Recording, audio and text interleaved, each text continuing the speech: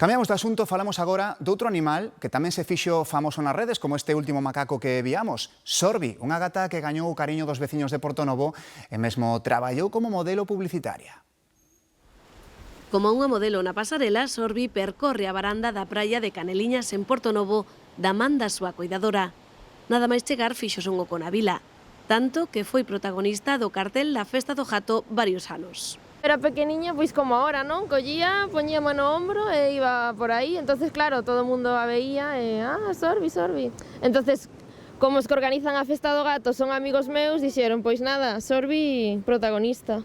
Sorbi, que debe o seu nome á canción Con un sorbito de champán, a preferida da boa de Jéssica, conta co seu propio perfil nas redes sociais. Que estaba de baixa, que estaba recén operada, e unha amiga díxome: falle unha conta, non sei que moi bonita, tal. Bueno, e fixen unha conta así porque miña amiga Alba me insisteu.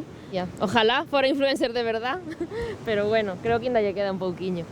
E de aí mesmo lle saíron algúns traballos. Pouca cousa, porque normalmente o que lle din de publicitar non lle gusta. A gata vive entre Portonovo e Barcelona cos seus coidadores, desfrutando dos mecos que recibe e que agora comparte con outra gatiña.